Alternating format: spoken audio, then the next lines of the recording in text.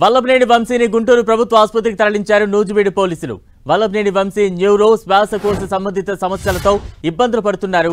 నకిలీ ఇళ్ల పట్టాల కేసులో వంశీ నూజివీడు జైల్లో రిమాండ్ ఖైదీగా ఉన్నారు. పోలీస్ కస్టడీలో ఉండగా వంశీ తీవ్ర అస్వస్థతకు గురికావడంతో మొదట కంకిపాడు ప్రభుత్వ ఆసుపత్రికి తరలించారు.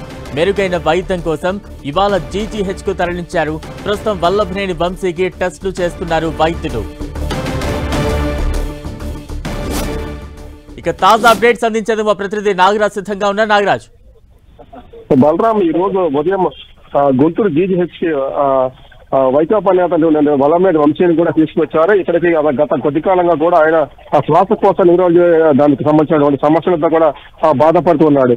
అయితే గన్నవరంలో ఉన్నటువంటి నకిలీ ఇళ్ల పట్టాల కేసులో కూడా ఆయన రిమాండ్ ఖైదీగా ఉన్నారు. దాంతో ఆయనకి అక్కడ పోలీస్ కస్టడీకి అందించిన తర్వాత ఈయన విచారణ సమయంలో కూడా అతను తీవ్ర అస్వస్థతకు గురయ్యాడు. అని బాగా దగ్గున శ్వాసకోశ ఇబ్బందులు ఎదుర్కోవడంతో కూడా అక్కడ కంకిపాడు ప్రభుత్వ ఆసుపత్రికి తరలించారు. అక్కడి నుంచి కూడా ఆయనకి మెరుగైన వైద్యం కోసం అయితే గుంటూరు జీజీహెచ్ తరలించారు. అయితే ఆయనకి ప్రస్తుతానికి అయితే మాత్రం గుంటూరు జీజీహెచ్ మాత్రం అతనికి మెరుగైన వైద్యం అందించడానికి మాత్రం చికిత్స చేస్తున్నారు. దాదాపుగా ఈ రోజు సాయంత్రం దాకా కూడా వైద్య పరీక్ష చేసే అవకాశం అయితే ఉందని చెప్పి చెప్తారు పోలీసులు. అయితే దీని మీద సంబంధించినటువంటి వ్యవహారంలో కూడా ఇప్పటికే లోపల న్యూరాలజీ డిపార్ట్మెంట్ కానీ శ్వాసకు సంబంధించినటువంటి ఆయన బాగా దగ్గుతున్నారని చెప్పేసి కూడా చెప్తున్నారు.